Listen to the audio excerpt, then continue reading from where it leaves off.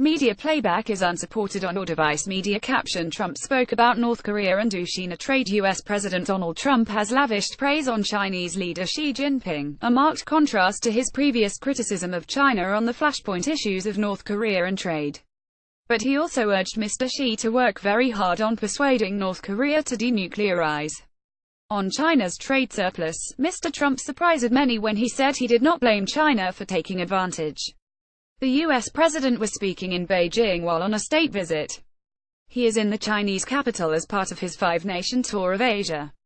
The two leaders held talks earlier on Thursday after a grand welcome for Mr. Trump. They also announced the signing of $250 billion, £190 billion worth of business deals during Mr. Trump's visit, although it is unclear how much of that figure is past deals being re-announced or simply the potential for future deals. Mr. Trump, together with Mr. Xi, gave speeches twice on Thursday. These are the most striking highlights. Trump tried to cajole Xi on Pyongyang. Discussion on how to deal with North Korea's threats to the region has dominated Mr. Trump's agenda, and China is Pyongyang's main economic supporter. Offering warm encouragement on Thursday, Mr. Trump said China can fix this problem easily and quickly, in reference to North Korea's nuclear program. He added, "I am calling on Mr. Xi to work very hard. I know one thing about your president. If he works on it hard, it'll get done." He then thanked Mr. Xi several times for efforts such as restricting trade with Pyongyang. Mr. Xi, for his part, said both sides would continue to work towards fully implementing UN sanctions and enduring peace on the Korean peninsula. Mr. Trump has previously criticized China for not doing enough to pressure North Korea, and tweeted in July that Beijing was doing nothing for us with North Korea, just talk.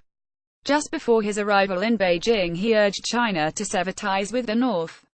Beijing has consistently said it is doing all it can. He swerved away from blaming China for the trade deficit. "He don't blame China after all. Who can blame a country for taking advantage of another country for the benefit of its citizens? I give China great credit," said Mr. Trump while addressing a room of business leaders. Instead, the U.S. leader said previous U.S. administrations were responsible for what he called a very unfair and one-sided trade relationship with China. Media playback is unsupported on your device. Media caption: The U.S. president keeps mentioning Indo-Pacific before taking office. Mr. Trump did not hold back from hostile anti-China rhetoric, and he has complained about what he recently called a horrible and embarrassing trade deficit with China.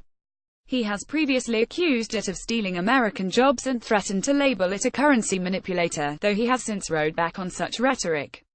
Mr. Xi on Thursday promised healthy and balanced economic and trade relations, adding that cooperation is the only correct choice and only a win-win situation can lead to a better future. The two leaders also said they were to work together to tackle terrorism and drug trafficking, while Xinhua state news agency reported that Mr. Trump had said the U.S. government upholds the One China policy in his talks with Mr. Xi. He has poured praise on Xi since arriving in Beijing. Mr. Trump has been fulsome in his praise for the Chinese leader, saying at one point, "You are a very special man."